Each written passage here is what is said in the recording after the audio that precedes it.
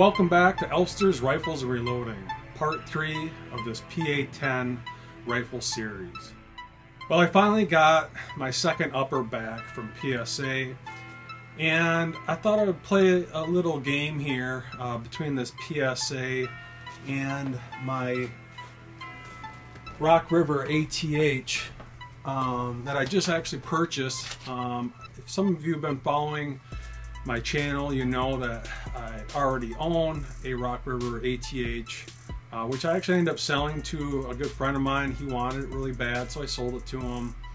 And I missed the rifle so much that I ended up buying a whole brand new Rock River ATH.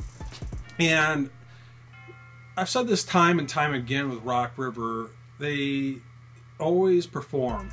I'm guessing I probably owe them maybe 10 Rock River rifles now, from the Varmint, the ATH, and the 308 Varmint Bull Barrel ARs. And they always perform right out of the box. Sub them away, and my previous videos show that.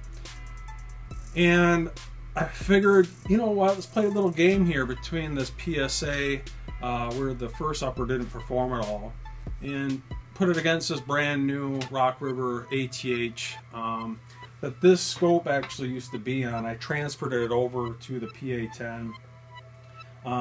You know, when I first got this ATH, I think I might have put 30-40 rounds on the tube with this scope. Ended up getting this Vortex Strike Eagle 1:8 power scope with the mount from PSA for $269 shipped, which is mind-blowing, amazing deal. And I figured, being that this is kind of a target coyote gun, this scope would work perfect with it, and I would transfer my 4-16 Vortex scope over the PSA. So I figured it'd be fun to play a little game between these two rifles, and I'd have you join me out at the 100-yard range.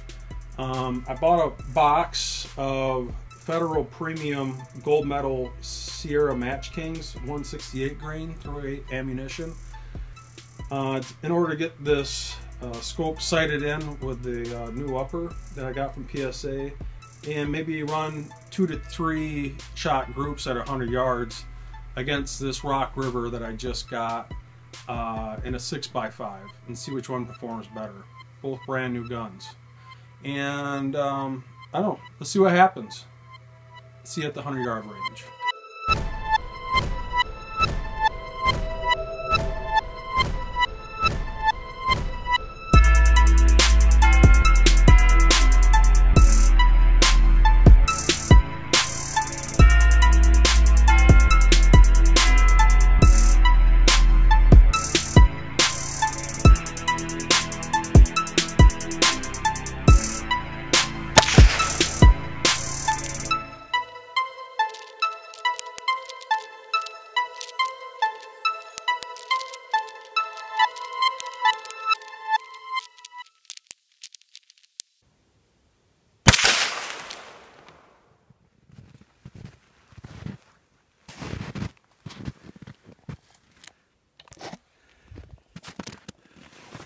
Wow, that is terrible. You know, I was adjusting my scope a little bit between each group, and man, I think this last 2-shot group has got to be at least 3.5 inches. Oh man, that is just not good.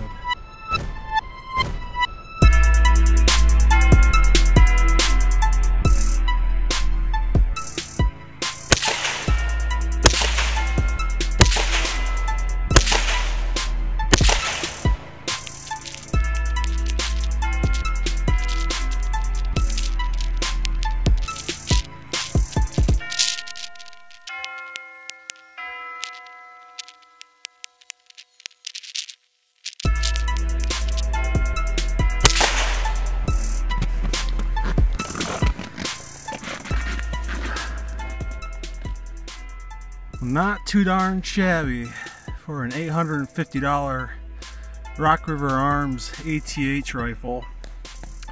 And these are pretty much the first rounds down the tube. And I keep on saying this over and over, Rock River just simply performs. And this was with an 8X Strike Eagle 1:8 power scope. And you know, this first group here has got to be a half minute of angle. And just simply impressive for inexpensive rifles. Over and over and over, I've probably owned 10 Rock River rifles, and each one I pull out of the box simply performs.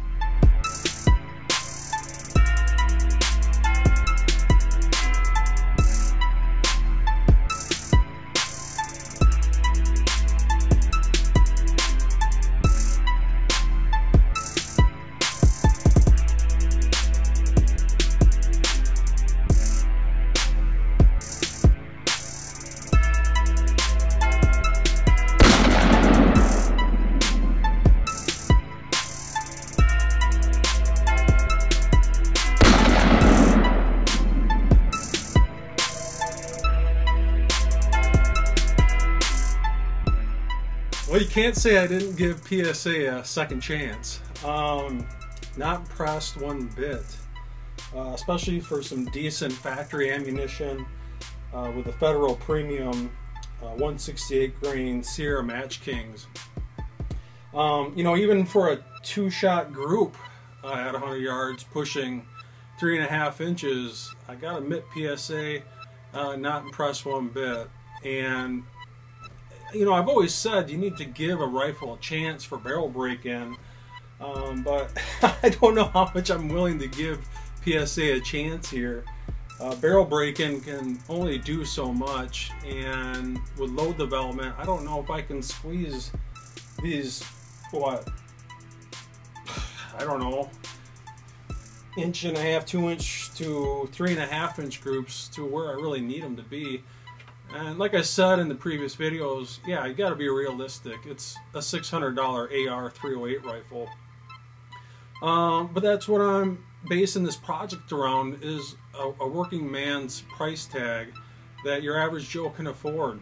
And with some load development, maybe get this rifle down to sub-MOA accuracy. And, you know, I bought this ATH from Shields. Had them price match a sale from Rock River website directly. I want to say it was $850, $875 I got it for. And like I've said at the beginning of this video, Rock River for me has always performed right out of the box. I've yet to own a Rock River that's failure to feed, failure to eject, and has always been sub-MOA right out of the box. So where does that leave us? I got two options left. Actually, maybe three. One option would be to continue to give this rifle barrel a chance with some barrel break-in and load development. And these groups would shrink, but how much money, time, and gas am I willing to put into this to get it to perform? And I've been down this road before, and when, you know, heck, two-shot groups are pushing 3.5 inches, you got to know when to start and when to stop. And I think right now I can't consciously tell anyone to purchase a PSA rifle, at least with the barrels. And especially with these crowns coming the way they are, looking like they're damn near tapped for some weird reason. I'm sure it has something to do with the button rifle process, but regardless, PSA, if you're watching this is something I would definitely look into. My other two options would be to see if I can get the rifle completely refunded. That'd be one, or a second one. And the third one is to see if I can have one of my friends here put a whole new barrel on this rifle. And yeah, I think if even with the upgrades, you know, the rifle cost me $599. The trigger, after I sold the P-mags, was roughly $100, $110. The Luth AR buttstock was what, $135, I think. You know, if I can get a new barrel on this rifle for, I don't know, $200 to $400, you know, it's still in that $1,000 to $1,200 price range, and I would classify that as a working man's price tag. And I'd like to get your thoughts on this. What do you think I should do? Should I, number one, give this a chance?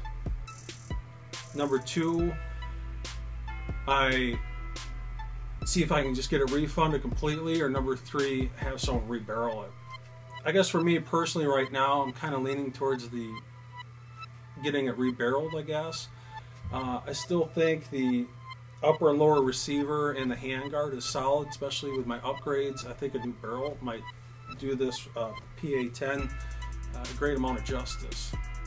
So I'll leave this here and leave those comments. I'd like to see what you have to say. Take it easy.